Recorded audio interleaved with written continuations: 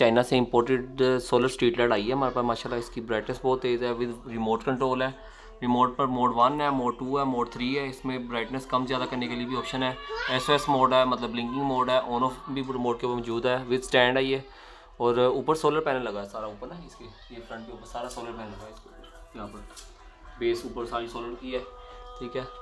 इसमें motion sensor mode भी है। जब कोई इंसान इसके पास गुजरेगा लाइट दोबारा से ऑन हो जाएगी, और फिर जब गुजर जाएगा इंसान तो दोबारा ये ब्लिंक करके डिम हो जाएगी, ठीक है।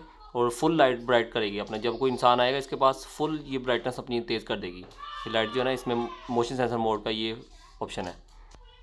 ये वाला इसका मोशन सेंसर मोड है, ये वाला इसका सेंसर रिसेप्टर है। ये जो रिमोट के साथ कंट्रोल होते हैं ना, ये वाला सेंसर रिसेप्टर है। इसमें 6 SMDs लगी हैं बड़ी साइज़ की। इसको चेक करवाते हैं हम। इसकी ब्राइटनेस बहुत तेज़ है माशाल्लाह। ये चेक करें जी। ये अभी जब अंधेरा करेंगे फिर ये चलती है। ऊपर हाथ रखने से भी चल जाती है लाइट ना। ये हाथ रखा मैंने।